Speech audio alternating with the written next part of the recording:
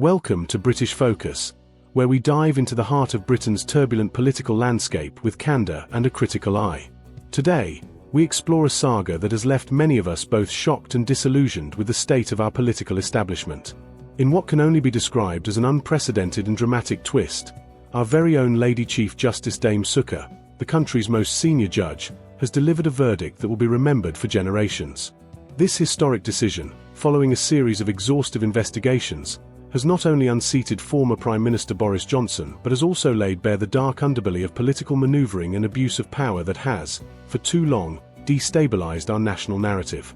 It is indeed striking to consider that a man who once commanded considerable influence in the corridors of power has now found himself the architect of his own political downfall. The evidence, as meticulously compiled in court documents, revealed that Johnson had abused his position to orchestrate the illegal removal of Kemi Badenoch from her government role. This revelation sent shockwaves through the British political establishment and catalyzed a series of events that culminated in his sentencing to several years behind bars.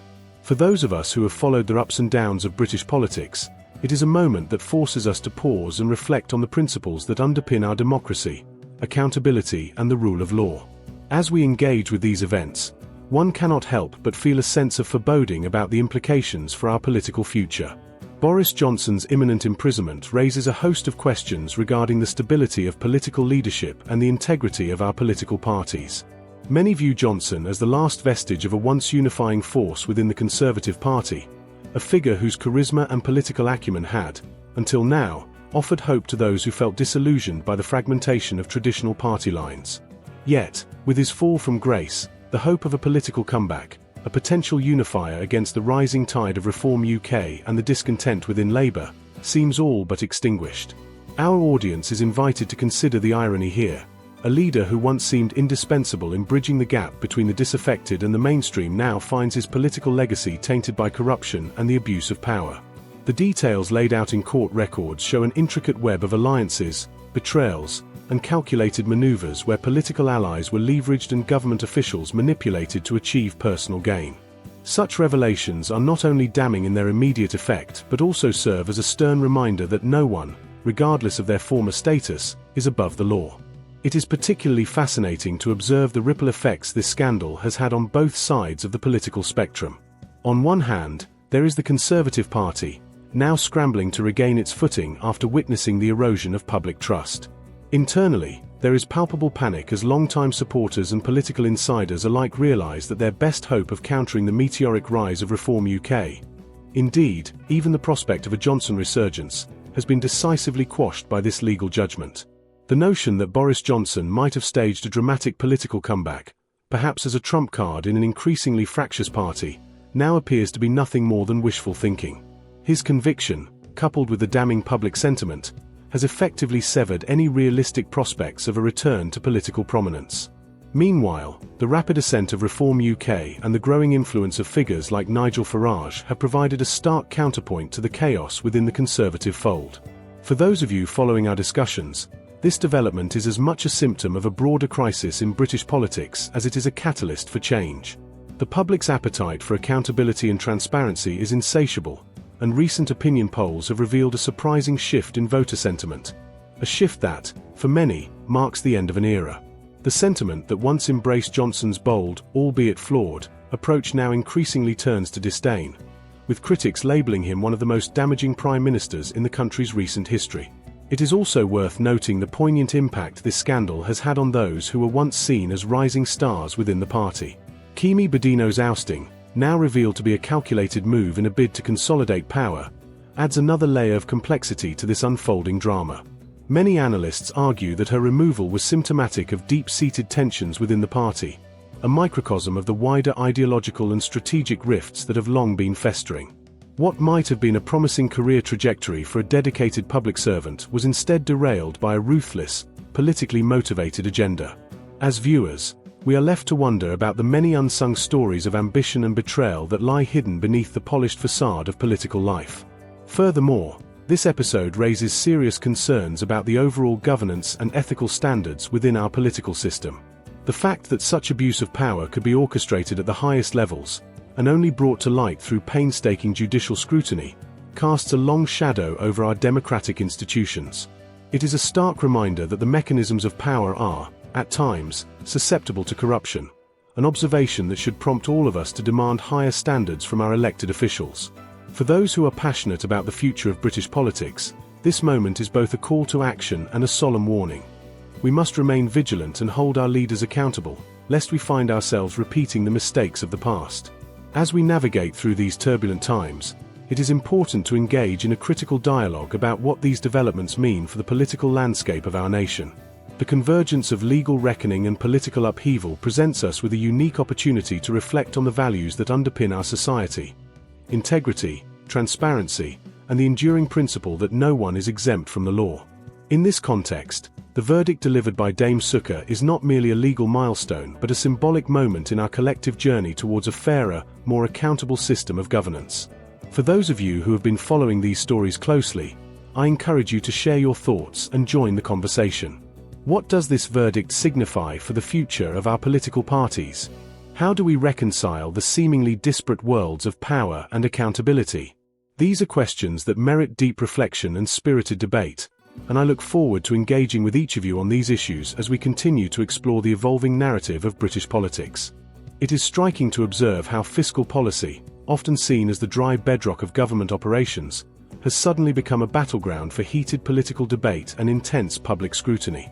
Recent figures have cast a long shadow over Chancellor Rachel Reeves' efforts to steer the nation's finances through turbulent economic waters. As we sift through the data, we see a picture that is both alarming and disconcerting, a narrative of a government caught between the dual imperatives of increasing taxes or curbing public spending, with no clear path to resolving the dilemma. Official statistics have revealed that government borrowing has escalated far beyond expectations, becoming more expensive and imposing a heavier burden on our public finances. At the same time, tax revenues have not met the anticipated targets, creating a fiscal scenario that is as challenging as it is unsustainable. The Office for National Statistics reported that January recorded the largest budget surplus since records began in 1993, a seemingly positive note that, upon closer examination, is tainted by the reality of soaring borrowing levels. The surplus, amounting to an impressive £15.4 billion, indicates that the public sector did indeed collect more revenue than it expended during that period.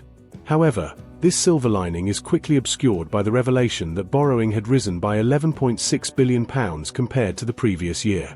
Such an increase has placed this borrowing level as the fourth highest on record over an entire year, a fact that raises serious concerns about the long-term sustainability of our fiscal policies. For many of us who monitor the government's financial stewardship, this discrepancy between surplus and debt accumulation forces us to question the real health of our public finances. Complicating matters further, borrowing has not only increased but has also far exceeded the forecast of £105.4 billion, as predicted by the Independent Office for Budget Responsibility. This deviation from forecasted figures is particularly troubling in an environment where economic uncertainty is already rife. January, traditionally a month of increased tax receipts due to the influx of self-assessed tax returns, has proven to be a mixed bag. Although tax receipts did experience a surge, they ultimately fell short of what economists had predicted. This shortfall is a stark reminder that market volatility and other unforeseen economic headwinds continue to undermine even the best-laid fiscal plans. Adding another layer to the challenge is the significant market volatility experienced in the preceding month. The weakening of the pound and the surge in borrowing costs for both 10- and 30-year government bonds have stoked fears that Chancellor Reeves might be unable to meet her fiscal targets. These targets, which include reducing government debt and achieving a balanced budget by 2030, now appear more distant than ever. The prospect of either having to raise taxes or further cut public spending looms large, and this conundrum places the Chancellor in an unenviable position. It is a predicament that invites both criticism and deep concern from all quarters: political analysts, economists, and, most importantly, the public who must ultimately bear the consequences of these decisions. What is perhaps most disquieting is how these financial challenges have eroded the Chancellor's fiscal flexibility. The recent spike in government borrowing costs, driven by a combination of higher inflation and expectations that interest rates will remain elevated for an extended period, has effectively constrained the Chancellor's ability to maneuver. Long-term state debt interest rates have reached heights not seen in decades, signaling that the cost of borrowing is likely to remain a significant drag on public finances for the foreseeable future. This situation is reminiscent of a financial straitjacket, where every policy decision is bound by the harsh reality of escalating debt and the unyielding pressure of market forces. Prominent voices in the economic community have not held back their criticism. Elliot Jordan, a senior UK economist at Pantheon Macro, has warned that the situation is likely to deteriorate further. His prediction, echoed by various economic research firms, suggests that the Chancellor's options are rapidly diminishing. The consensus appears to be that the Chancellor's fiscal flexibility has been all but eliminated, a conclusion that portends an inevitable round of spending cuts and tax increases in the autumn.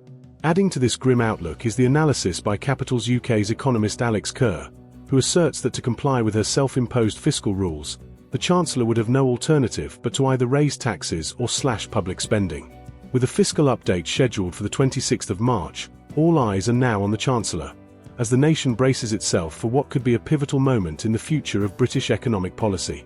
As we consider these developments, it becomes clear that the challenges facing Chancellor Reeves are not merely technical issues to be resolved by adjustments in fiscal policy, they are emblematic of a broader crisis of governance.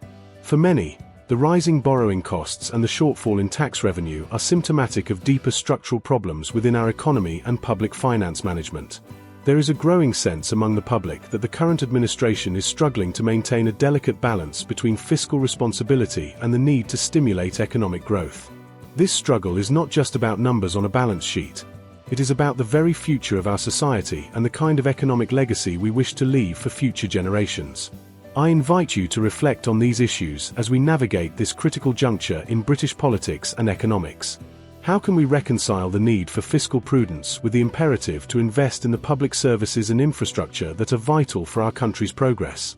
Is it possible for the government to restore confidence in its fiscal management without resorting to austerity measures that could further dampen economic recovery? These questions are not easily answered, and they deserve our earnest contemplation and debate. In this climate of fiscal uncertainty, it is crucial to maintain a vigilant and informed perspective. While the Chancellor's fiscal update in March will undoubtedly provide more clarity, the current indicators suggest that the road ahead will be fraught with difficult choices. As public borrowing continues to rise and market conditions remain volatile, the pressure on policymakers to deliver a balanced and sustainable economic strategy will only intensify. The decisions made in the coming months will have far-reaching implications, not only for government finances but also for the everyday lives of millions of Britons who depend on stable and effective public services. Before I leave you to ponder these weighty matters, let me express my sincere gratitude for engaging with this analysis. Your insights and critical reflections are what drive meaningful discourse in these challenging times. Thank you for joining me on this journey through the intricacies of our nation's fiscal challenges, and I look forward to our continued exploration of the issues that shape our collective future. Farewell for now.